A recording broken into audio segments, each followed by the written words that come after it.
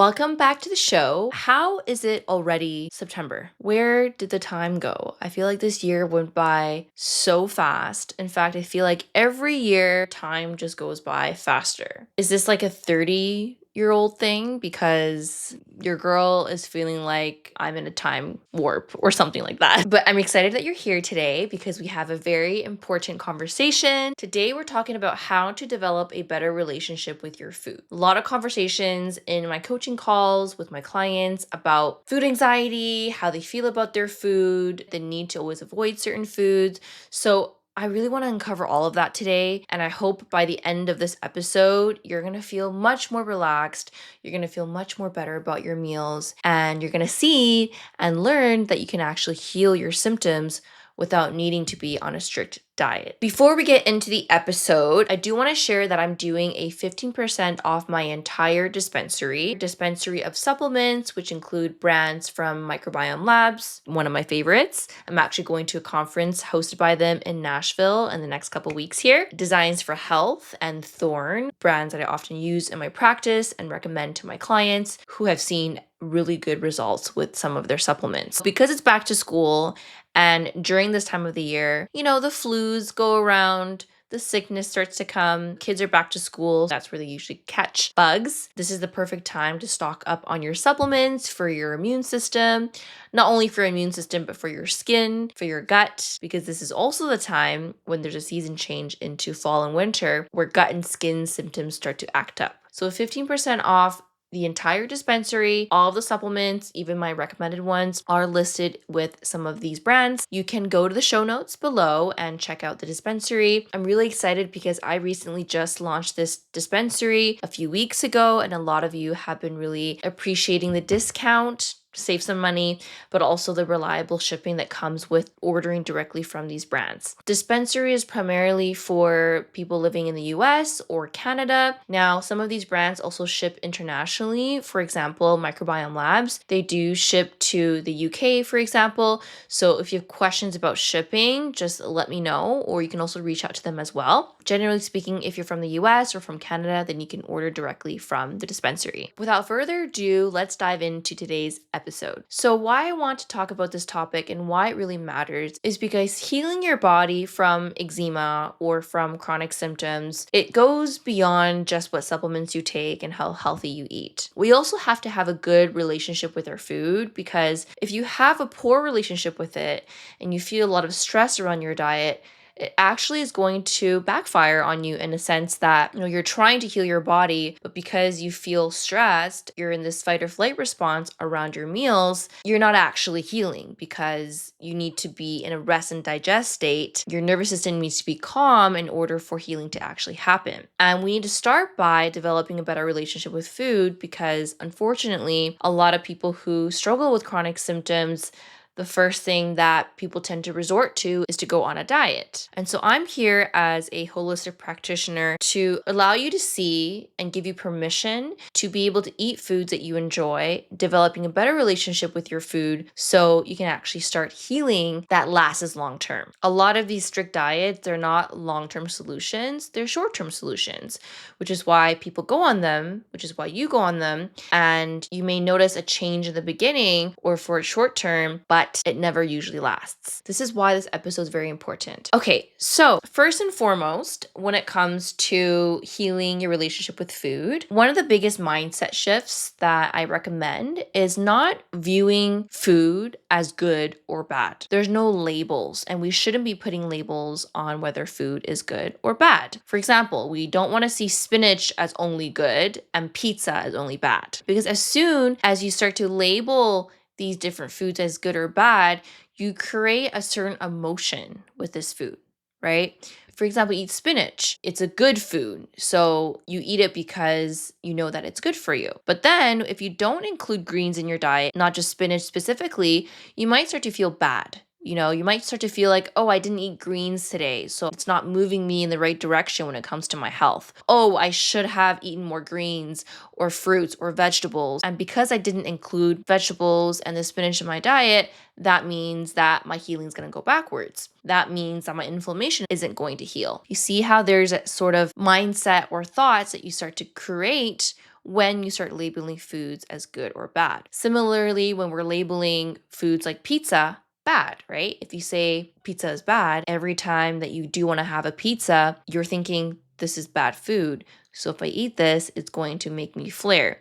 It's going to cause gut symptoms. It's going to make my healing go backwards. And while that can certainly be the case, especially if you're someone who is sensitive to foods, and we're also not saying, go off the rails and start eating loads and loads of pizza, but you want to start reframing the wording that you use with certain foods, because if you label pizza as bad, that's a negative emotion around that food, right? You're never going to think of pizza as like, oh my God, this is like a healing type of food, when automatically you think it's bad. And when you think something's bad, it's creating a negative relationship with it, period, right? But what if we saw pizza in a different perspective, where eating pizza meant spending time with your family, spending time with your friends. It's about building connection. It's about joyful eating. And that releases good hormones, oxytocin. That's also healing. Instead of labeling foods as good or bad, can we start to see it as spinach is a nutrient-dense food and pizza is a fun food?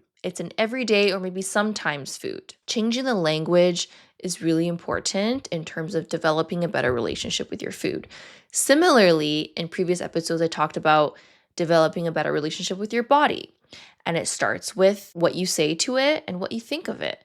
So if you have this language of, I hate my body, I'm fat, it's never going to get better, my body's against me, that's not a good relationship with your body, and your body's not going to heal if you speak to it like that. Food is a very similar idea. Change the language around labeling food as good and bad, and start seeing even processed foods, how can that be healing for you? And that goes on to my next point, where nourishment and healing your body goes beyond nutrition. It goes beyond the vitamins and minerals. It goes beyond the fibers, the proteins, the prebiotics, the probiotics. It's the joy with your food. It's connecting with your friends. It's a social event, right? When you go out to eat and enjoy foods, you're sharing hot pot, you're sharing pizza, you're sharing bites, and you're having a glass of wine, like all the fun things that we should be doing as humans, enjoying life, right? And memories, right? Those are so important when it comes to nourishment for your soul, for your cells, because that is also healing as well. I think a lot of the times in this space, people think that food can only nourish you physically, meaning if you eat vegetables, if you eat fiber, that's going to help reduce inflammation. That is true. However, what about the foods that nourish you emotionally and mentally? The connection with your friends, how you feel about your diet, eating in a state where your body's relaxed. You're not tensed up because you're nervous about your food. You're relaxed. Your parasympathetic nervous system, which is the rest and digest state, is activated. And anytime your nervous system is in a balanced state, you're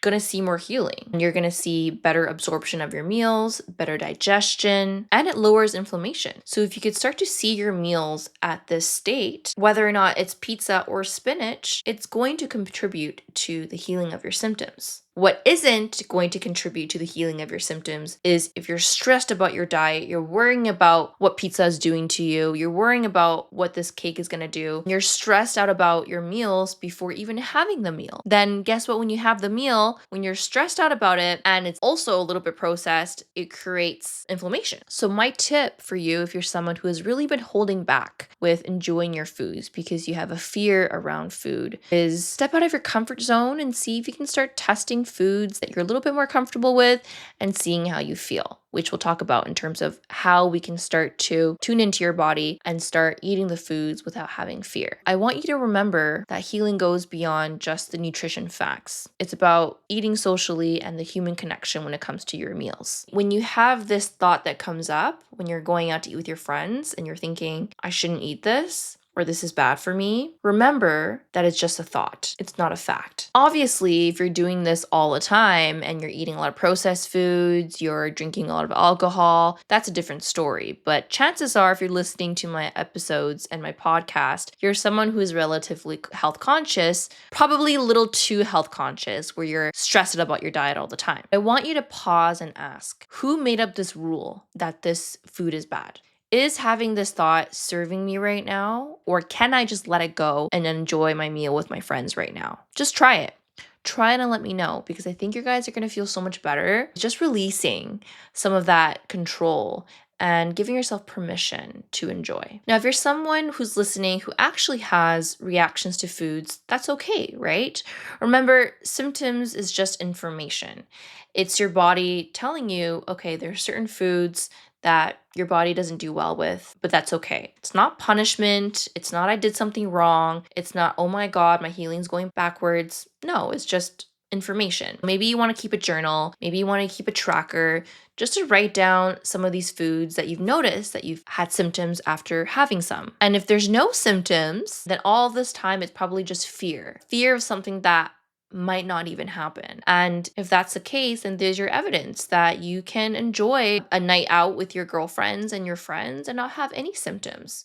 And in fact, maybe the symptoms that are happening is because of the stress around thinking about the symptoms, right? So these are some of the things I want you to think about. I have some clients who really have this fear around reintroducing foods. And I get that, right? If you've avoided foods for a long time, it is frightening to reintroduce something that you haven't had in a long time, which is why what I recommend that you want to start with the food that feels less intimidating, that maybe you're a little bit more confident than other foods, and then you slowly expand your reintroductions to foods that do feel a little bit more intimidating, meaning you don't really know or you're not very confident about how it's going to make you feel. Getting support is also very important here, like a registered dietitian, because we can guide you in the process of reintroducing foods so it doesn't feel as scary. We can also work with you to reduce the chances of you developing symptoms because there's certain tools that we use, certain supplements, a strategy to help you add foods back. So it's slow and steady without triggering a reaction. My other tip, it might seem obvious or it's a very simple tip, but you always want to keep supportive foods in your environment, meaning that if you have a lot of trigger foods in your house, then maybe just keep a couple around so it doesn't create that negative emotion while you're working through developing a better relationship with it, and have more of those nourishing, accessible foods in your pantry, whether it's some fruit, some yogurt, some light snacks. And then while you have those nourishing options, you also have pleasure foods that you're working towards eating without feeling anxiety or stress. And this way you have balance, right? It's not just all healthy foods where you feel like you're stuck with the selection of foods.